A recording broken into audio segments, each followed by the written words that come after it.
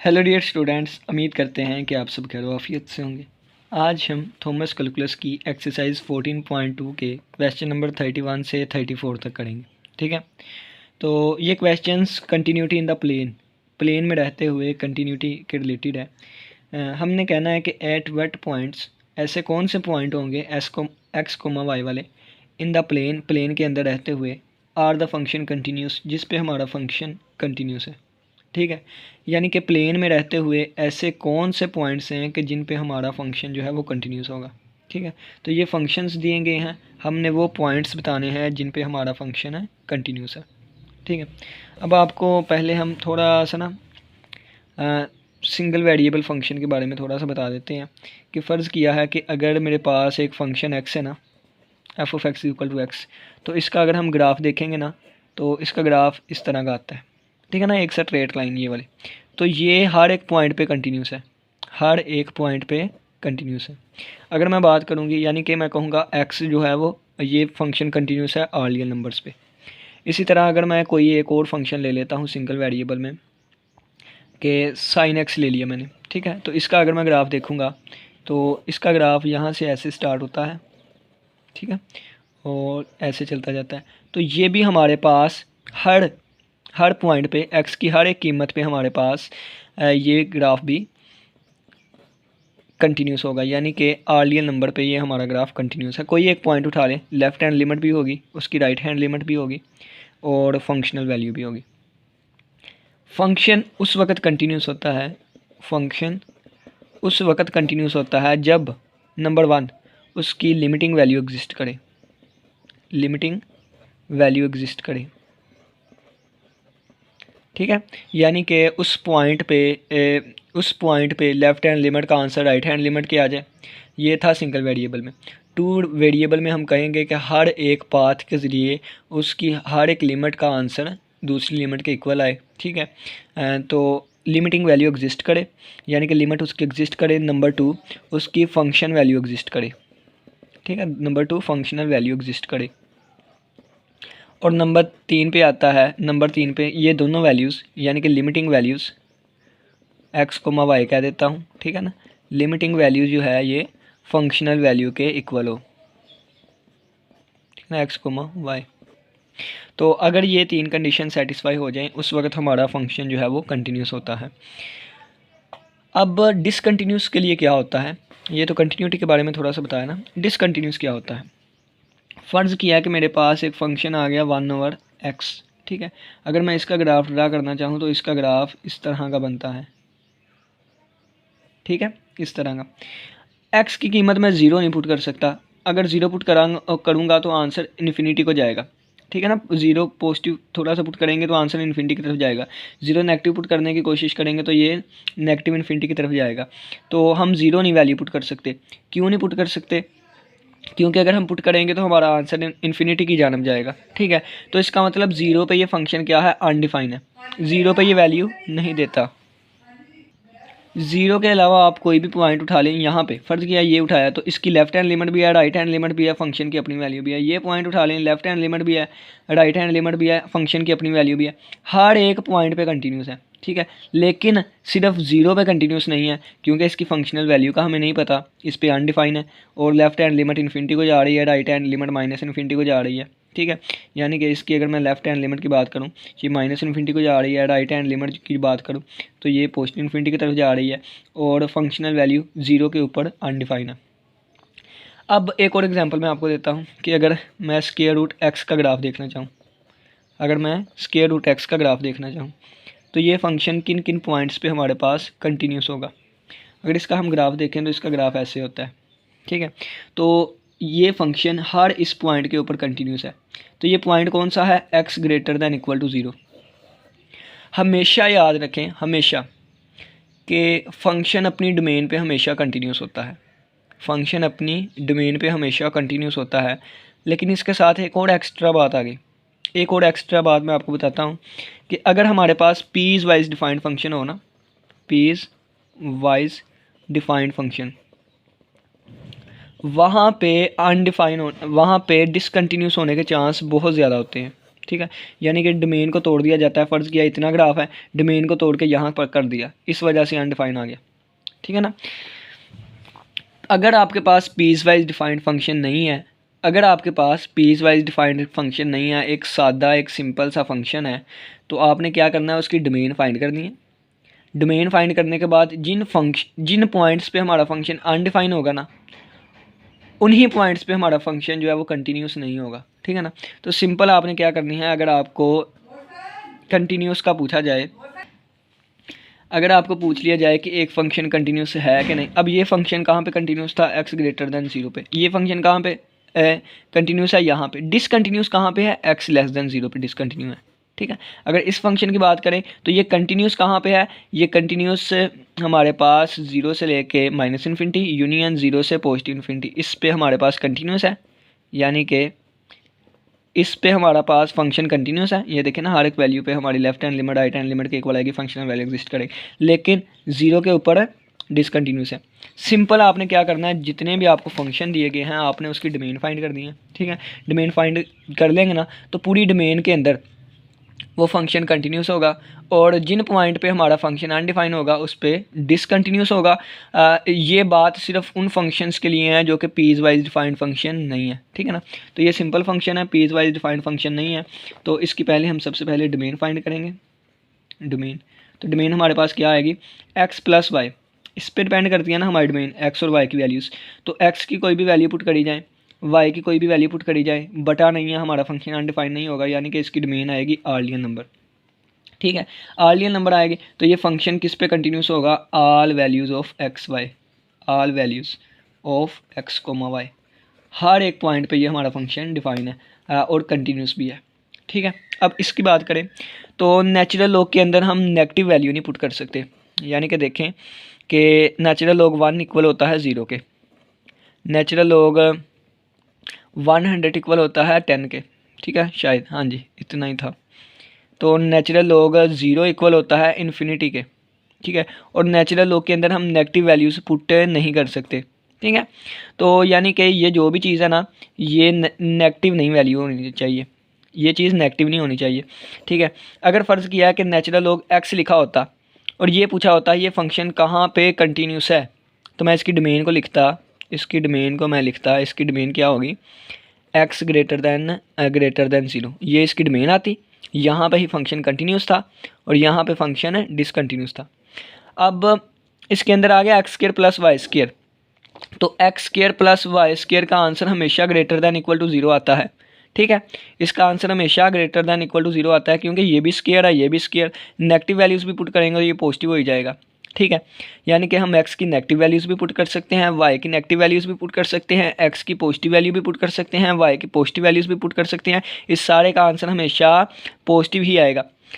अगर x की value 0 हो गई, y की वैल्यू 0 हो गई, ठीक है, x की वैल्यू मैंने 0 रख दी, 0 का स्क्वायर, y की वैल्यू भी 0 रख दी, तो ये नेचुरल लॉग 0 आ जाएगा। और नेचुरल लॉग 0 आपको पता है इन्फिनिटी के बराबर होता है, इन्फिनिटी का हमें नहीं पता, यानी कि अनडिफाइन हो जाएगा यहाँ पे। इस वजह से हम तमाम वैल्यूज़ x और y की पुट कर सकते हैं, नेगेटिव भी पुट कर सकते हैं, पॉजिटिव भी पुट कर सकते हैं, लेकिन हम 0,0 नहीं पुट कर सकते। तो ऑल पॉइंट्स लिखेंगे इसके, ऑल पॉइंट्स एक्सेप्ट 0,0, 0 और 0 को छोड़ के बाकी हम तमाम पॉइंट पुट कर सकते हैं। उन तमाम पॉइंट्स पे हमारा फंक्शन कंटिन्यूस होगा, बस एक पॉइंट पे हमारा फंक्शन डिसकंटिन्यूस होगा, क्योंकि इस पे हमारे पास इसकी वैल्यू अनडिफाइन आ जाएगी। नेगेटिव वैल्यू पुट करेंगे, खैर इसने पॉजिटिव कर देनी है स्क्वायर ने, ठीक है। अगर नेचुरल लॉग x लिखा होता उस वक्त ये इस पे कंटिन्यूस था, इस पे डिसकंटिन्यूस, लेकिन x² + y² है, यानी कि नेगेटिव वैल्यूज़ भी पुट करेंगे, आंसर पॉजिटिव आ जाएगा। हम नेगेटिव वैल्यूज़ भी पुट कर सकते हैं, पॉजिटिव भी पुट कर सकते हैं, लेकिन 0,0 नहीं कर सकते, क्योंकि इसमें हमारा फंक्शन अनडिफाइन हो जाएगा। अनडिफाइन होगा तो इसका मतलब है कि उस पर हमें बिहेवियर नहीं पता चलेगा, तो इस पर डिसकंटिन्यूस है, 0,0 पे डिसकंटिन्यूस, बाकी तमाम वैल्यूज़ पे कंटिन्यूस। नेक्स्ट आ जाए, नेक्स्ट क्वेश्चन नंबर 32 का पार्ट नंबर ए है, x + y x - y। सबसे पहले आप लोगों ने क्या करना है, डोमेन फाइंड करनी है।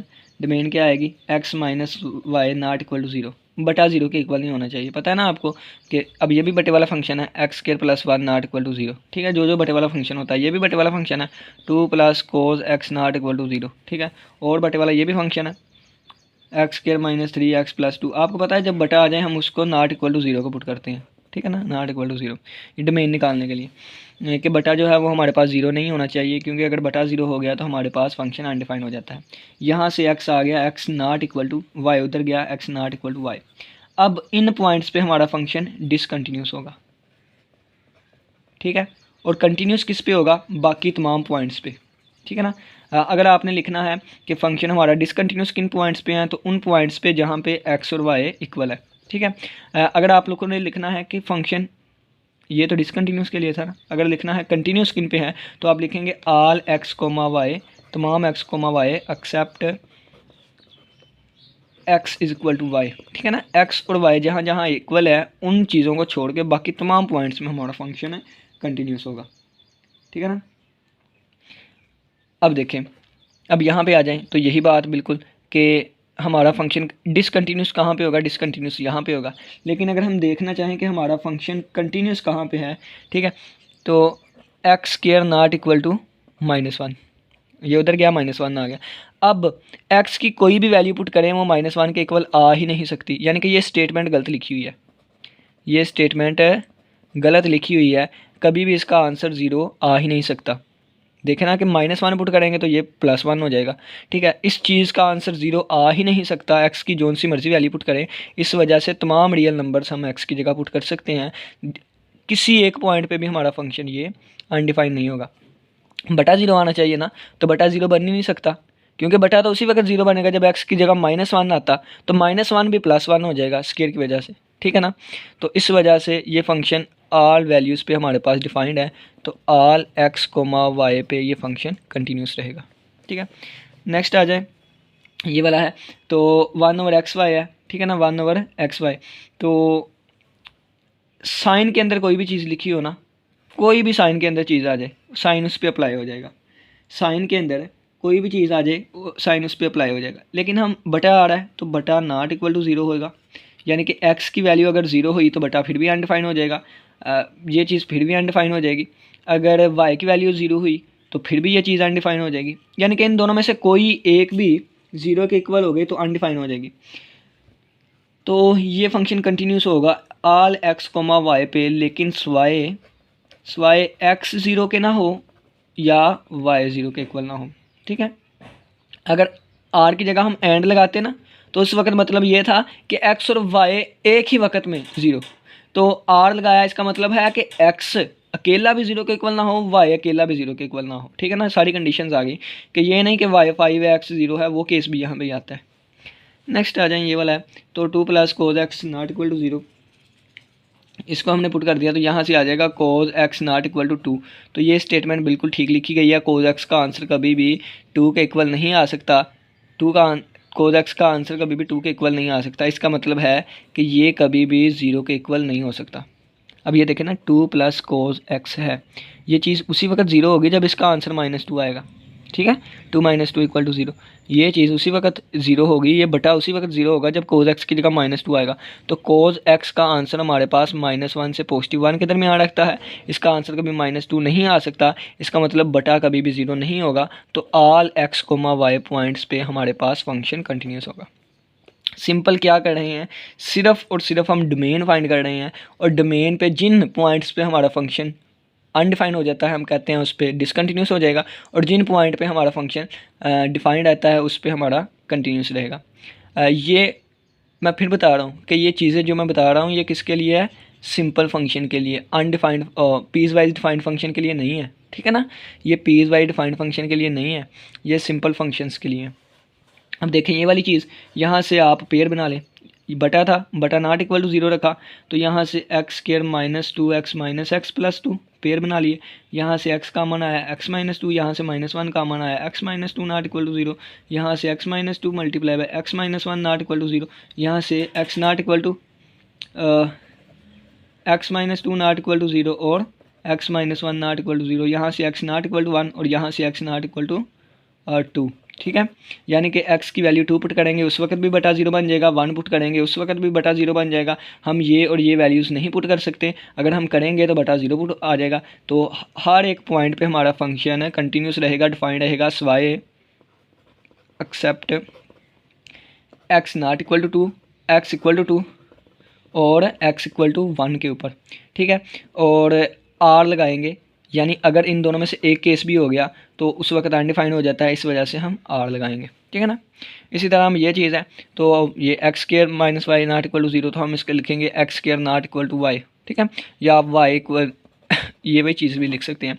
तो ऑल पॉइंट्स पे हमारा फंक्शन जो है वो कंटिन्यूस होगा सिवाय इन चीज़ों के। तो उम्मीद करता हूँ कि समझ आई होगी।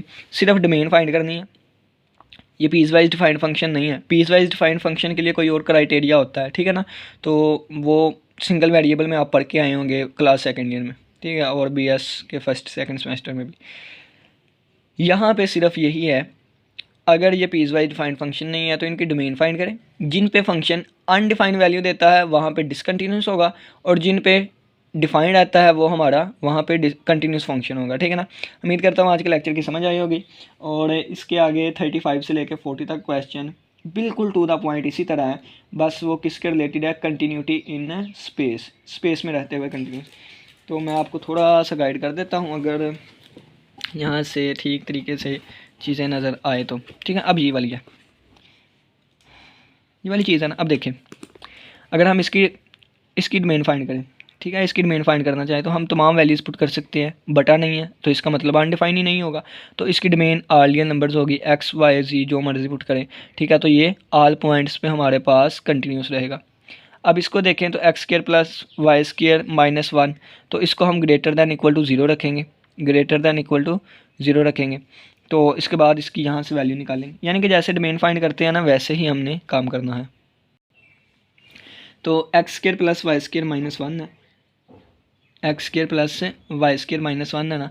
तो एक्स की जो मर्जी वैल्यूज़ पुट करें, वाई की जो मर्जी माइनस वैल्यूज़ भी पुट करेंगे ना इनकी, तो ये पॉजिटिव हो जाएगा, ठीक है। अगर ये चीज़ पॉजिटिव हो गई ना, अगर ये चीज़ पॉजिटिव हो गई तो पॉजिटिव में से माइनस करें 1 को, तो हमारे पास आंसर हमेशा पॉजिटिव ही रहेगा। ये क्वेश्चन समझा ना तुम, एक मिनट यहाँ पे करते हैं। यहाँ पे x square plus y square minus 1 इसके ऊपर स्क्वायर रूट है, ठीक है ना।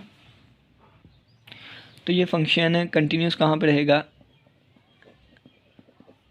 इन पॉइंट्स पे हमारे पास ये फंक्शन कंटिन्यूस रहेगा, ठीक है ना। तो यहाँ पे x square plus y square greater than equal to 1, ठीक है ना। इसका आंसर हमेशा 1 से बड़ा आना चाहिए। तो अगर हम अब इसका ग्राफ ड्रा करके देखें, ठीक है, तो इसका ग्राफ आएगा एक्स ये वाला, यानी कि अगर ये 1 का रेडियस है ना, ठीक है ना, तो ये ग्राफ आएगा x square plus y square greater than है 1 के। तो अगर हम इसको करें तो ये हमारे पास आएगा।